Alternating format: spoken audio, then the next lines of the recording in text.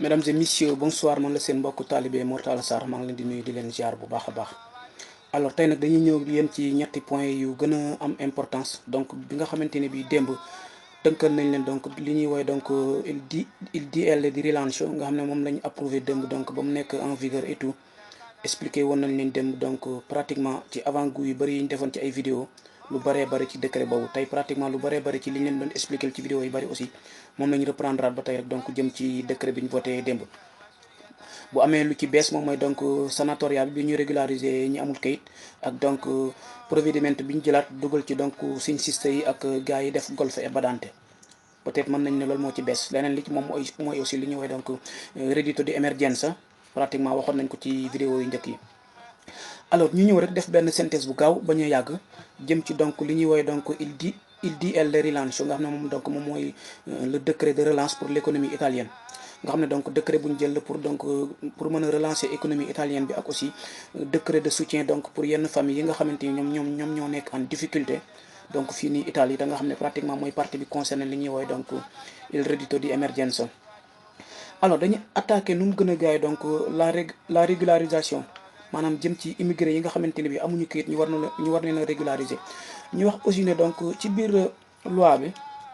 bi pas sénatorial bi mën nañ ne donc dafa ciblé benn secteur ay secteur la ciblé jëm ci ñi ñu war a régulariser. alors mën nañ ne donc du sénatorial boo xamante ne bi c'est général ku ñëw rek donc ku am possibilité rek ñëw mën a dugal donc dafa ciblé ay secteurs yoo xamante ni fa lañ ko accès ak ay réquisites pour ñi ko man ak ñi ko mën. secteur boobu moo ngi ko ciblé ci lu ñuy woowee donc l'agriculture maanaam mbay mi napp gi ak càmm gi. donc ak ñi nga xamante ni bi aussi ñooy def lavoro domestique ñu leen di woy golf et badante donc loi bi ci ñoom li gën a accès tey pour donc may leen possibilité pour donc ñu régulariser leen ginnaaw bi ñu amee seen doctorat di lavoro donc mu laajal leen donc régularisation ci contrat bu ñu donc firmare ngir ñu mën cee am kayit. alors am na aussi beneen providiment boo xamante mu ngi ci biir sénatoriat bi ñu koy woy donc permesso di soggiorno temporaneo maanaam ñi nga xamante ni bi dañoo nekkoon fii tey ci dëkk bi doon yëngatu ci wàllu secteur bi nga xamante ni moom la gouvernement bi ciblé pour régulariser leen jëm ci napp gi sàmm gi ak lu ñuy woowee donc maanaam mbay mi. am na yeneen secteur yu nekk ba tey ci biir nga xam ne donc c'est similaire lu ñuy woowee donc aquaculture ak zootechnia ak aquaculture mën nga ne beneen xeetu genre napp la goo xamante ni donc ñu ngi koy def fépp foo xamante ni donc milieu bu am ndox la donc pour di fa jëlee ay ressources surtout ay ressources halieutiques loolu mooy donc aquaculture. jëmaan na aussi ci zootechnia nga xam ne donc moo ngi concerné donc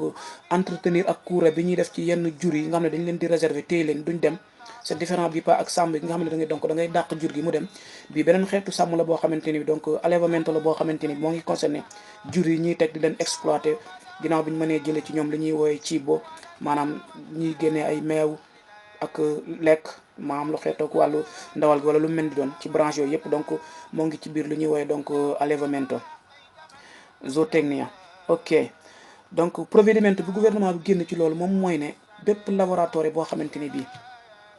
donc yaa ngi woon Italie fa doon yëngatu ci secteur boobu te li commencé ci le 31 octobre 2019 sa séjour jeexoon dinañ la may possibilité séjour boobu nga renouveler ko pour 6 mois boo koy renouveler nag di nga fay 600 euros astafurlah di nga fay 160 euros 160 euros yooyu ngay fay yow laboratoire yi pour donc renouveler sa séjour bi jeexoon depuis le 31 octobre ginnaaw bi nga xamante ne bi yaa ngi woon ci secteur yooyu ma lim. donc loi bi dina la jox possibilité boobu mayaat yeneen 6 mois yoo xamante dañ lay permettre pour nga wut liggéey ci 6 mois yooyu noonu ginnaaw boo amee liggéey nag am na yeneen provvedimento yi ñëw pour nga changer donc séjour bi mu doon beneen motif lavoro subordinato donc mën a doon donc séjour bu valido di dem ak a ñëw mais permis de séjour temporaire bi ñu lay jox da nga ciy fay 160 euros donc ci biir dëkk bi rek lay valable pour nga mën a wut liggéey ci biir 6 mois yi pour ñu mën la ko renouveler donc changer la ko. loolu aussi bokk na ci biir loi bi ginnaaw bi nga xamante ni ba tey loi bi permettre na datore de lavoro yi bi nga xamante ni amuñu benn provvedimento penale jël ay nit donc defal leen donc contrat régulariser leen pour ñu liggéey ak ñoom. alors loolu moom moo concerné woon datore de lavoro bi nga xamante ni donc moom moo mën a def demande bi ak liggéeykat bi nga xamante ni donc moom moo ngi ci dëkk bi ñuy fàttali ne rek mesure la bu concerné képp koo xamante ni bi donc yaa ngi woon ci biir dëkk bi avant le 8 mars. dañ mën ko justifier ci lu ñuy woowee donc ay justificatif yoo mën a indi yow wane woon ne donc continuellement yaa ngi woon ci biir dëkk bi avant le 8 mars wala aussi ñu mën koo justifier ci li ñuy woowee donc photo segnalazione yoo def questura wala nga teg baaraam wala nga donc jaar questura ñu xam ne yaa ngi woon ci dëkk bi avant période boobu donc mesure bi ñooñu la gën a concerné. alors wax nañ donc permis de séjour temporaire pour 6 mois. ok dañuy ñëw aussi ba tey ci datore di lavoro bi nga xamante ni moom moo mën a dugalal nit kayit ak datore di lavoro bu mënta dugalal nit kayit. loi bi nee na bépp datore di lavoro boo xamante ni donc dañ laa condamné woon pénalement maanaam nga doon favoriser immigration clandestine wala lu ñuy woowee prostitution wala donc nga doon def sfruttamento al lavoro doon exploité nit ci liggéey bi donc yow doo mën a dugalal nit kayit. donc loolu loi bi donc mënu laa permettre donc nga dugalal nit kayit. liggéeykat bi aussi nga xamante ni man donc moom la ñu war a assumer pour moom wutal ko kayit moom it bu amee ay condamnation pénale loi bi moom it daf koy exclure. moom mooy ne warta nekk koo xamante ni bi donc amoon nga lu ñuy woowee donc il decreto di divieto maanaam pour nga génn dëkk bi donc lu ñuy woowee peut-être decreto di expulsione wala donc ñu condamné la woon jëm ci wàllu donc ay donc lu ñuy woowee donc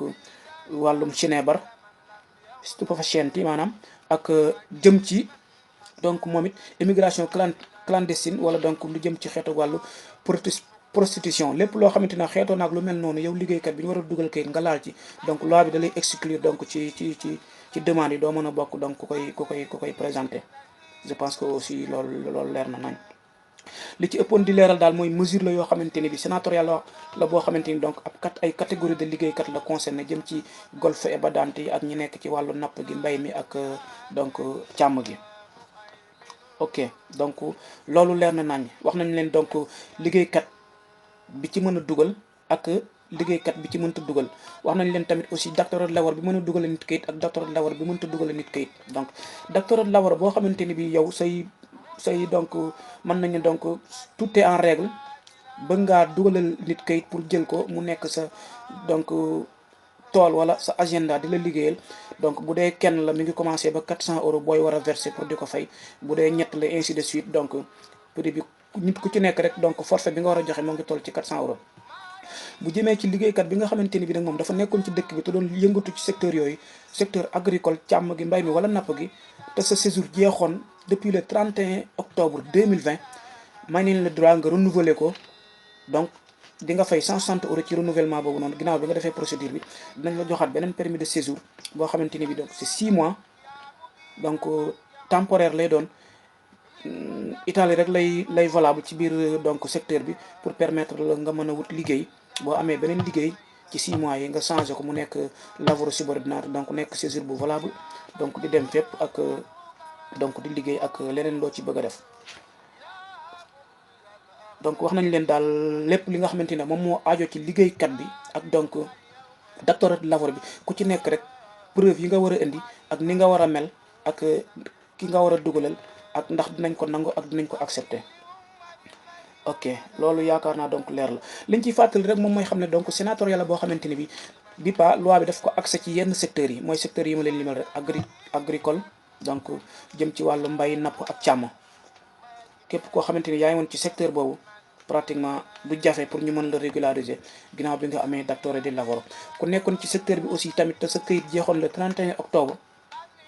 te amoo benn condamnation pénale loi bi may na la donc nga renouveler ko ginnaaw bi nga defee procédure bi fay 160 euros donc dinañ la joxaat permis de séjour temporaire 6 mois pour permettre la nga mën a wut liggéey donc mën a amaat beneen séjour lavoro subordinato pour mu nekk séjour boo xam ne donc dina mën a durer day dem fépp du bokk ak temporaire bi nga xamante ni ci biir dëkk bi rek lay yam pour juste permettre la pour nga wut liggéey. ok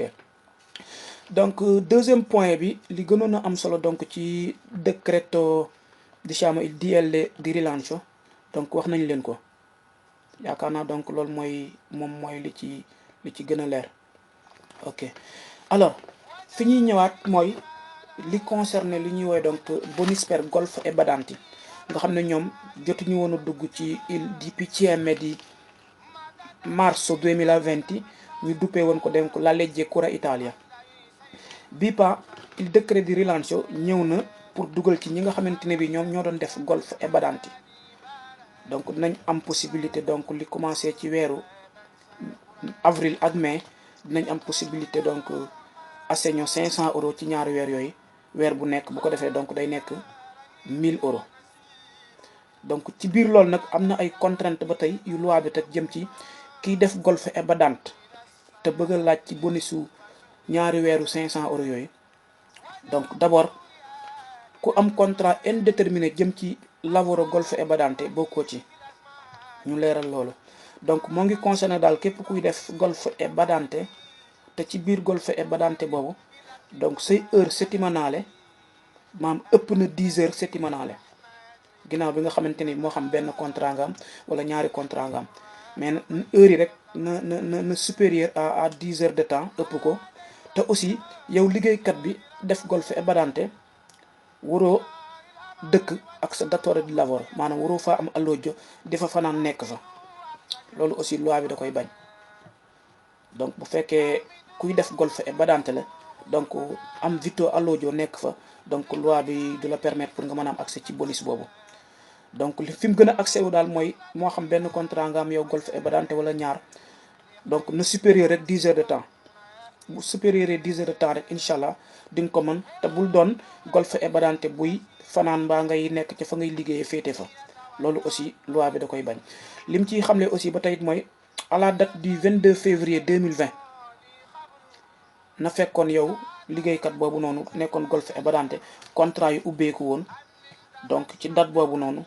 nga amoon moo xam benn contrat wala ñaari contrat te ñu nekkoon ay contrat yu nekkoon in règle rek yoo xamante ni donc ay contrat yu reconnaître la te heures yi ëpp 10 heures de temps te nga bañ a fanaan fa ngay liggéeyee mbaa nga nekk fa am fa alloggio, donc vitto alloggio wala nga féete fa carrément, donc loi bi dalay du ko nangu. donc non devi vivere col datore di lavoro. ok loolu mooy contrainte yi ñu ci teg jëm ci donc ñu war a laaj bonus 500 € yi nga xamante ni dañ la ko war a fay pour weeru mai ak avril ak mai, donc nga xam ne 1000 € lay doon. ñuy fàttali ne aussi jëm ci wàllu bonus golf ebadante boobu noonu demande yi donc ñu ngi koy présenter à partir du 1er juillet, donc la ñuy présenter demande yi. yaakaar naa secteur bu mel ni IMS donc moom mooy donc yor plateforme bi pour donc demande yi. leneen li ci gën a fës tamit moom mooy li ñu woowee reddito di emergenza, waxoon naa leen ko ci vidéo yi mujjee, donc concerné woon famille yi nga xamante ni bi donc ci jamono bi nga xamante ni bi moom mooy jamonoy Covid 19 bi dañu amoon ay donc difficulté financière, donc ñu war leen a soutenir ci biir décret bi. ñoom it prévoir leen li ñuy wax REM, moom mooy donc il reddito di emergenza. reddito di emergenza bi am na aussi ay requisiti moom mooy d'abord il faut nga am résidence fii Italie nekk fi di fi dund, mooy premier réquisite bi. deuxième réquisite aussi mooy li ñuy wax donc IGE boobu donc pratiquement donc dañ koy laaj ci képp ku bëgg a def demande bi. IGE boobu aussi nañ ne donc na bu mu supérieur 15000, donc bu mu supérieur 15000 maanaam 15000 di reddito lañ siy laaj. waxoon nañ ko ci vidéo yi nga xamante ni donc moom mooy vidéo yu njëkk yi. résidence bi nga am ko en Italie ak IGE bi nga xamante ni ñu ko natt ci mu bañ a donc supérieur 15000 €. ok yaakaar naa loolu leeral nañ ko nañ. demande yi aussi jëm ci reddito di emergenza bi moom it moo ngi jëm pour le 1er juillet 2020, moom it aussi sûrement IMS moom mooy procédé donc plateforme bi pour ku ko bëgg a dugal. ok je pense que 3 points yooyu ñoom ñoo nekkoon ci lu ñu doon leeral rek gënoon a am solo jëm ci décret bi. di fàttali ne demande yi nga xamante ni bi donc pour régulariser nit ki la defal ko kayit jëm ci wàllu sanatoria bi mu ngi départ donc le 15 juin donc lay départ jëm ci ñi ñu war a régulariser defal leen kayit nga xamante ni décret bi sanatoria bi nga xamante ni dugal nañ ko ci biir DL Rilancio bi donc indi na ko. 3 points yooyu daal yaakaar naa ñoom ñoo gënoon a leer ci donc décret bi wàcc démb, te daanaka fekkoon nañu leeral ko ba mu leer nañ ñu jëm ci donc wàllu décret bi nan la doon demee ci vidéo yi njëkk yi. ñu ngi leen di sant di leen ñaanal yéen ñëpp yal na yàlla defal jàmm, jërë ngeen jëf.